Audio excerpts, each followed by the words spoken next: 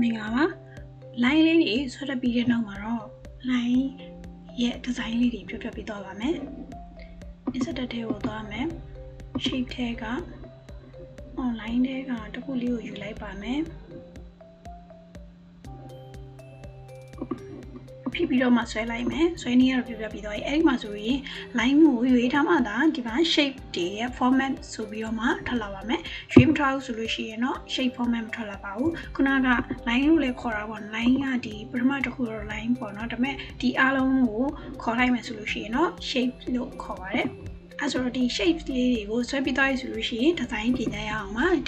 ကိုဆွဲထားတဲ့ shape လေးကိုယူလိုက်ပါမယ်ဒါမှသာ shape format ကပေါ်နေမယ်အဲ့ဆို shape format တက်ရလာပြီဆိုတော့ဒီထဲမှာ shape style ဆိုပြီးတော့မှ group လေးရှိတယ်အဲ့ထဲကနေပြင်မယ်နော်အဲ့ဆို shape style ကဒီမှာတော့ယူထားတယ်အဲ့ထဲကဒီက down arrow ကနေနှိပ်ပြီးတော့မှ shape style လေးတွေပြင်လို့ရပါတယ်ဒီပုံမှာအချိုက်ဦးဆိုပြန်သွား down arrow ကိုပြန်သွားပြီးတော့ဒီမှာပြန်ပြင်လို့ရပါတယ်ကိုယ်ရိုက်ပြင်ပေးလို့ရရယ်နော်ပြီးတော့ဒီ shape style ထဲကပုံစံလေးကိုတော့ယူလိုက်ပြီဒါပေမဲ့ color ဖြည့်ထားတာကိုမကြိုက်သေးဘူးဆိုလို့ရှိရင် shape fade ထဲကနေယူပြီးတော့မှ color လေးပြန် adjust လုပ်လို့ရပါတယ်ပြီးတော့ shape ရဲ့ outline လေးကိုလည်းပြင်လို့ရပါတယ် shape outline ဆိုတာကဒီ shape လေးရဲ့အပြင်ဘက် line လေးတွေပြင်မယ်ဆို shape outline ထဲကိုသွားမယ် color မတူအောင်လို့အနက်ရောင်လေးချဲလိုက်ပါမယ်ဒါဆိုလို့ရှိရင် shape ရဲ့အပြင်ဘက် line လေးကအနက်ရောင်လေးဖြစ်နေမယ် shape ထဲလေးကတော့အပြာရောင်လေးဖြစ်နေပါမယ်ပြီးတော့ shape effect မှာလည်းထည့်လို့ရပါတယ်effect တွေလည်းထည့်လို့ရတယ်။ shape တွေကိုထည့်လို့ရှိရင် shape format ရှိသလို picture ကိုထည့်လို့ရှိရင်လည်း picture format ရှိရယ်ပြီးတော့ဒီ insert ထဲမှာဆိုရှင်ထည့်တာ3ခုရှိရယ်ပေါ့နော် table ကိုထည့်မယ်ဆိုလို့ရှိရင်လည်းဒီ table design ရှိရယ် picture ကိုထည့်မယ်ဆိုလို့ရှိရင်လည်း picture design ရှိရယ် picture format ရှိမယ်ပြီးတော့ shape တွေထည့်လို့ရှိရင်လည်း shape format ရှိပါတယ်အခုဒီ shape format လေးကိုပြင်နေအဲဆိုရှေ့ကနှစ်ခုက format တွေပြင်ပြီးသွားပြီဆိုလို့ပြင်တက်ပြီးသွားပြီဆိုလို့ရှိရင်ဒီ shape format ပြင်တာလေးကလည်းလွယ်ပါတယ်ခုနကလည်းပြောထားရပါတော့shape format တွေကိုသွားလိုက်မယ်shape effect တွေကိုသွားမယ် reflection ဒါထည့်ထားတယ်ပြီးတော့ glow ထည့်မယ်ဆိုထည့်လို့ရတယ်အပြာရောင်လေးပဲ glow ခိုင်းတော့မယ်နော် shape effect တွေကိုသွားတယ် soft edge ထည့်မယ်ဆိုဟိုကွာအရှားလေးကိုဝါးပေးလိုက်တာလေးကျွန်တော်ထည့်လို့ရတယ်သူရွေးလည်းပြန်ရွေးလိုက်ရင်ရတယ်နော် shape format တွေကိုသွားမယ် 3D rotation ထည့်လို့ရတယ်ဒီပုံစံလေးဖြစ်လာမယ်ဒါက shape နဲ့ပတ်သက်ပြီးတော့မှ design ပြင်လိုက်တာ shape format လေးတွေပြင်လိုက်တာပါ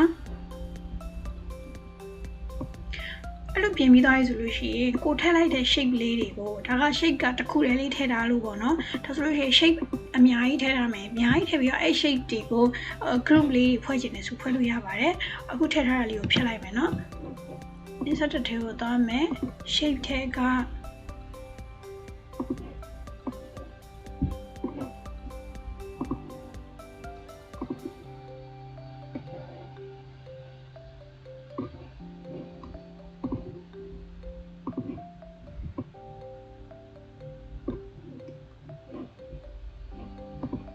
shape feel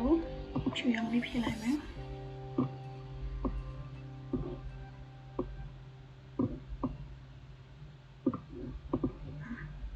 ဆိုပါဆိုဒီလိုမျိုးလေးလောက်ထားတယ်ဒါဆိုလို့ရှိရင် shape ကဘယ်နှခုသုံးထားလဲဆိုတော့တစ်ခုနှစ်ခုသုံးခုသုံးထားတယ်အဲ့ဒါဆိုတော့ထည့်လိုက်အောင်မယ်နော်တည်င်းပေါက်လေးထည့်လိုက်မယ်ပြီးတော့ shape ကိုချူအောင်လေးဖြည့်လိုက်ပါမယ်အဲ့ဆို shape လေးတွေ၄ခုသုံးထားတယ်အဲ့ဆိုဒီဟာလေးကို group ဖွဲ့ချင်တယ်ဘာလို့ group ဖွဲ့ချင်လဲဆိုတော့ဒီဟာလေးကိုအုပ်စုလိုက်နေရာရွှေ့ချင်တယ်ဆိုလို့ရှိရင်တစ်ခုဟိုဒီမှာဆက်လက်မှတ်ပြီးတော့ဒီလိုမျိုး၄ခုလုံးရွှေ့နေရမှာဒါမှသာဒီလိုမျိုးရွှေ့မှာကွာဒီလိုမျိုးရွှေ့မှာအဲ့ဒါဆိုလို့ရှိရင်တကယ်လို့ဒီလိုကလစ်တစ်ချက်နေပြီးတော့မေ့ပြီးတော့ဒီလိုဆွဲရွှေ့မယ်ဆိုလို့ရှိရင် group အလိုက်လေးမပါနေတော့ဘူးเนาะဒါကြောင့်အုပ်စုဖွဲ့မယ်အုပ်စုဖွဲ့မယ်ဆိုလို့ရှိရင်ပါမယ်shape လေးတွေကိုရွှေ့ပေးရပါမယ် shape ကလေးကိုနှိပ်ပြီးတော့မှ click တစ်ချက်စီနှိပ်ပြီးတော့မှရွှေ့ပေးလိုက်မယ်ပြီးတော့ shape format ထဲမှာပဲရှိရဲ့ဒီထဲမှာဒီနေရာလေးပေါ့နော်ဒီ shape ပုံစံလေး group object ဆိုတာလေးရှိပါတယ် click တစ်ချက်နှိပ်ပြီးတော့ group ကိုနှိပ်လိုက်ပါမယ်ဒါဆိုတစ်ခုတည်းဖြစ်သွားပါပြီအချုံချက်ဆိုလည်းတူတူလုပ်လို့ရတယ်ဒီမှာသူနှိပ်လိုက်မယ်တစ်ခုတည်းဖြစ်သွားရင်နော်အချုံချက်လုပ်လို့ရတယ် rotate လဲလို့ရတယ်နေရာရွှေ့မယ်ဆိုလည်းရွှေ့လို့ရပါတယ်ဒီလိုလုပ်ရဒါဆိုအုပ်စုဖွဲ့ပြီးသားကိုပြန်ဖြုံးလို့မရဘူးလားဆိုရပါတယ်သူ့ကိုဆက်လက်မှတ်လိုက်ပါမယ်ခုနက group ထဲကိုသွားပြီးတော့ ungroup လုပ်လိုက်ပါမယ်ပြီးတော့နေရာရွှေ့လိုက်ပါမယ်ခု ခုတိုင်းတော့ရွှေ့လို့ရနေအောင်ဘာလို့လဲဆိုတော့အကောင်လုံး၄ခုလုံးကိုဆက်လက်မှတ်ထားဖြစ်လို့၄ခုလုံးမပါနေအောင်တကယ်လို့ကစားတစ်ချက်ချပြီးတော့မှဒီလိုရွှေ့လိုက်မယ်ဆိုလို့ရှိရင်တော့အကောင်လုံးမပါတော့ပါဘူးဒါကgroup လုပ်တယ် and group လုပ်တယ်ဆိုတာလေးကိုပြောပြပေးတာပါ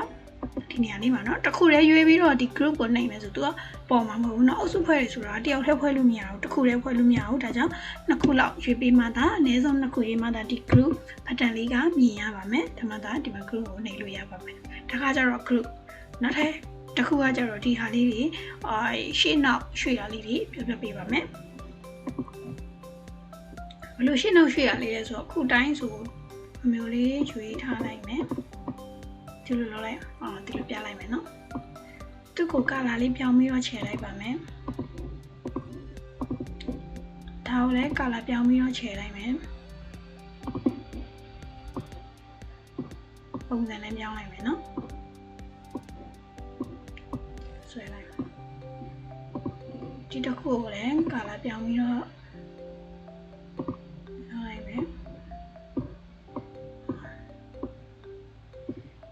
ခုတိုင်းဆိုဒီလိုယူလိုက်ရဆိုလို့ရှိရင်ဟိုအောက်ဆုံးကကောင်လေးမမြင်ရတော့အဲ့ဆိုလို့ရှိရင်အဲ့ဟာလေးကိုရှေ့ကိုပေါ်လာအောင်လုပ်ရှင်တယ်မြင်ရအောင်လုပ်ရှင်တယ်ဆိုလို့ရပါတယ်အဲ့ဒီပုံလေးကိုဆက်လက်မလိုက်ပါမယ်ပြီးတော့ရှေ့ကိုခေါ်ချင်တာဖြစ်တဲ့အတွက်ကြောင့်ဒီမှာ brain forward ဆိုတာရှိတယ် brain forward ဆိုတာကိုတစ်ချက်နှိမ့်မယ်ဆိုလို့ရှိရင်သူကတစ်ဆင့်ချင်းစီပဲခေါ်လာတာခုနအပြာရောင်လေးကသူ့ရဲ့ရှေ့မှာရှိနေတာဖြစ်တဲ့အတွက်ကြောင့်အပြာလေးကိုတဆင့်ကြော်လိုက်ပြီးနောက်တစ်ခုနှိပ်လိုက်မယ်အစိမ်းလေးကိုကြော်လိုက်ပြီး brain forward ကိုနှိပ်လိုက်မယ်အနက်ရောင်လေးကိုကြော်သွားပြီးနောက်ဆုံးမှရှေ့ကိုရောက်သွားပြီဒါကတဆင့်ချင်းစီခေါ်တာအဲ့လိုပဲနောက်ကိုပို့မယ်ဆိုလို့ရှိရင်လည်းတဆင့်ချင်းစီပို့လိုက်မယ်ဒီကောင်လေးကိုနောက်ကိုပို့ရင်လည်းဆိုသူ့ကိုဆက်လက်မှတ်ထားမယ်ဆက်ဘဝကိုနှိပ်မယ်တဆင့်ချင်းစီပို့လိုက်လို့ရတယ်ဒါကတဆင့်ချင်းစီပို့တာတကယ်လို့တစ်ခါတည်းခေါ်ချင်တယ်ဆိုလို့ရှိရင်တော့သူ့ကိုဆက်လက်မှတ်ထားပြီးတော့ brain forward ရဲ့ B ရဲ့ထောင်းရိုးလေးကိုတစ်ချက်နှိပ်မယ် brain to front အဲ့ဆိုရှင်ရှေ့ထိရောက်သွားပါပြီထူးထူးပဲနောက်ကိုလှုပ်ရှင်နေဆိုရှင်နောက်ကိုပို့ရှင်နေဆိုရှင်နော် sample bar ကိုထောင်းရိုးလေးကိုနှိပ်မယ် send to back ဆိုတာလေးကိုနှိပ်လိုက်ပါမယ်တခါတည်းရောက်သွားပါပြီပြီးတော့နောက်ထပ်ပြောလက်စတဲ့တခါပြောလိုက်တော့မှာနော်ပြီးတော့ဒီမှာဆိုလို့ရှိရင်သူကshape လေးတွေကိုလှည့်တာမှာဒီလိုမျိုးဒီဟာကိုယူပြီးတော့မှလှည့်တာမျိုးမဟုတ်နေပဲနဲ့လှည့်လို့ရပါတယ်ဒီဟာလေးကို sample ယူပြီးတော့မှလှည့်ပေးပါမယ်ထောင်းရိုးလေးကိုနှိပ်ပါမယ် rotate button လို့ခေါ်ပါတယ် rotate ပြီးရထောင်းရိုးကိုနှိပ်မယ် rotate right 90 degree rotate left 90 degree flip vertical flip horizontal စသဖြင့်တုံးလို့ရပါတယ်ဒါဆိုရင်တော့ shape နဲ့ပတ်သက်ပြီးတော့မှများသောအားဖြင့်တော့